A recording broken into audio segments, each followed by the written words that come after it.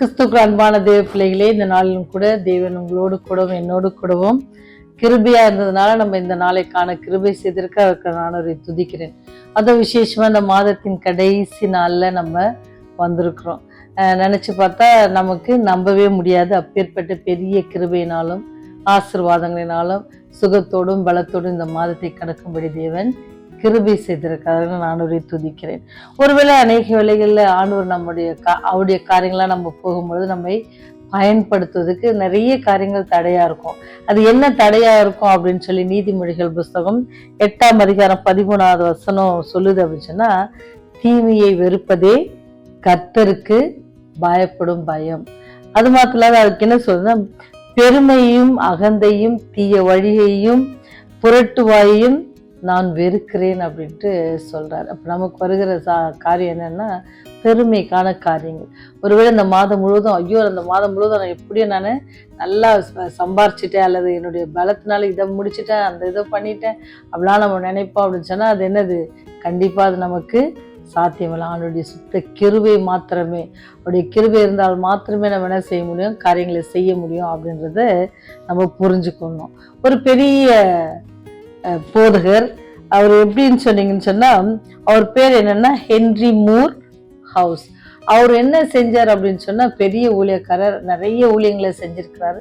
எல்லா இடத்துலையும் என்ன செய்யும் அப்படின்னு சொன்னா, அவருடைய 21 வயதுக்கு முன்பாக அவருடைய வாழ்க்கையை பார்த்தீங்கன்னு சொன்னா, ஆண்டவருக்கு பிரியமான வாழ்க்கை இல்லை. எப்போ அவர் ஆண்டவரை ஏற்றுக்கொண்டாரோ, 21 வயதுக்கு அப்புறம் தன்னை ஆண்டவருக்கு ஒப்பு கொடுத்து ஆண்டவருடைய ஊழியமாக செய்யும்போது தேவன் அவரை அதிகமாக பயன்படுத்தி வந்தார். அப்படி பயன்படுத்தி வரும்போது அவருக்கு ரொம்ப சந்தோஷமா இருந்துச்சு. ஆண்டவர் ஊழியத்தை இன்னும் அதிக உற்சாகத்தோடு அவர் செஞ்சு கொண்டார். ஒரு நாள் என்ன செஞ்சார்னா, ஒரு இடத்துல அவர் போய் என்ன செஞ்சார் அப்படின்னு சொன்னா, ஊழியத்துக்காக தொடர் கூட்டங்களை நடத்தி வருவதற்காக போறாரு. அப்படி தொடர் கூட்டத்துக்கு நடத்தும் பொழுது யாருமே வரல, நிறைய பேர் அட்டன் பண்ணல. அவருக்கே தெரியுது, அவருக்கு ஒரு உணர்ச்சி, ஒரு ஆவியானுடைய ஒத்தாசை அவருக்கு கூட இடைப்படலன்ற ஒரு ஃபீலிங் அவருக்கு இருந்துச்சு.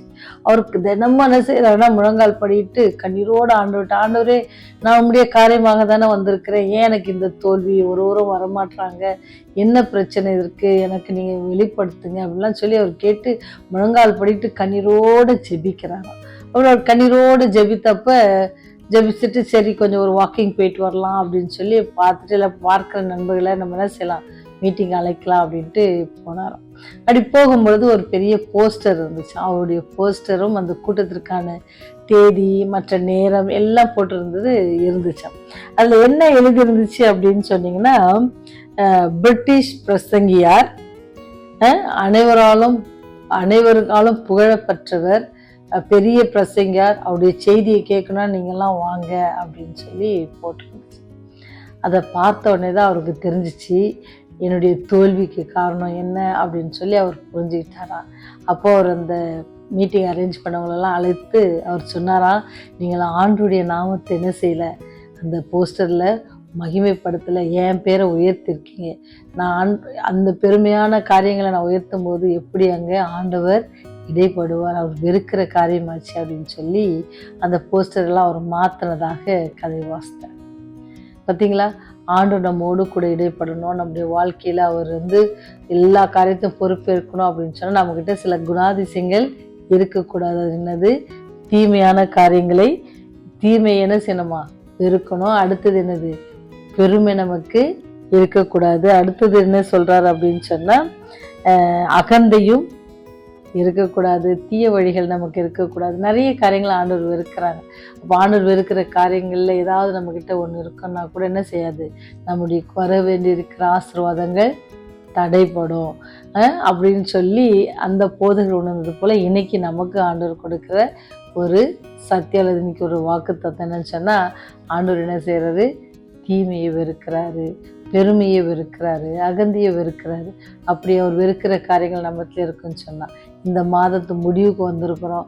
ஆண்டவர் நமக்கு செய்திருக்க காரியங்களாம் நினச்சி பார்க்கும் பொழுது, இவ்வளோ இந்த குணாதிசயத்தோடு இருக்கும் பொழுது என்ன செய்கிறார், நமக்கு இவ்வளோ செஞ்சுருக்கிறாரு, இப்போ இந்த குணாதிசயத்தை நம்ம வெளியே வந்துடுவோம் அப்படின்னு சொன்னால் ஆண்டவருடைய ஆசீர்வாதம் பெறுவதற்கு தடைகள் ஒன்றும் இருக்காது. அப்போ அந்த தடைகள்லாம் நீக்கி போட்டு இன்னொரு புதிய மாதத்தை ஆண்டவர் நமக்கு தர காத்திருக்கிறார். இன்றைக்கு நம்முடைய குணாதிசயங்களை, நமக்கு இருக்கிற குறைபாடுகளை எல்லாம் ஆண்டவர் நிவர்த்தி செய்யும்படி ஜெபத்தில் அவர்களை வேண்டிக் கொள்வோம். ஜெபம் செய்வோம்.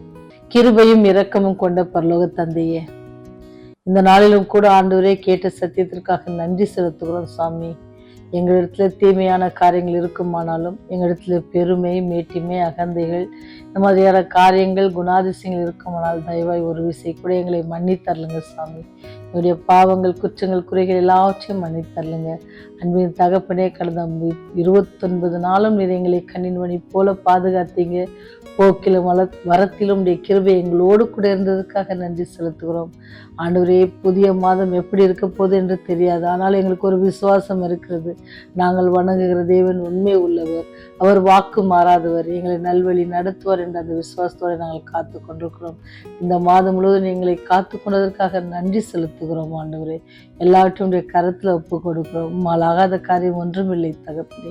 நீ எல்லாவற்றையும் செய்ய வல்லவராயிருக்கிறீர் சாமி.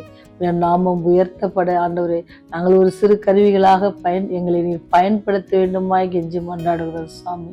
நீர் ஆண்டவரே, அந்த பயன்படுத்துவது மூலம் எங்களுக்குள்ள பெருமைகள், மேட்டிமைகள், அகந்தைகள் வராதபடிக்கு தேவ ஆவியானவர் தானே ஆண்டவரே ஒவ்வொருவரையும் நீர் பலப்படுத்தி நம்முடைய வழியிலே எங்களை நடத்த வேண்டுமாய் கெஞ்சி மன்றாடுகிறோம் சாமி.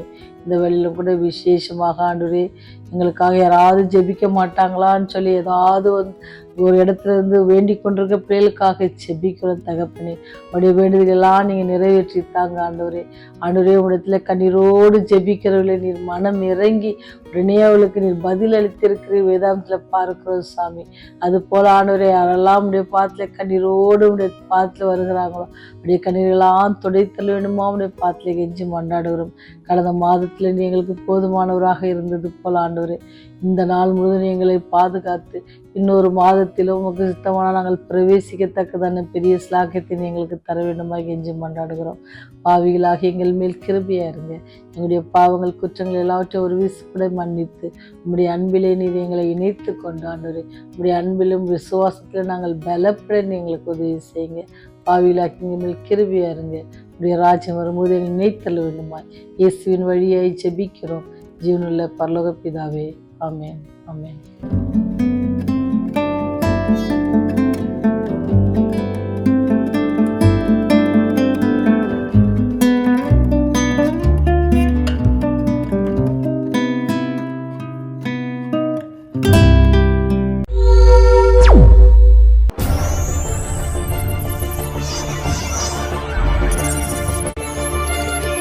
நீங்கள் பார்த்துக் கொண்டிருப்பது உங்கள் ரிவைவல் டிவி.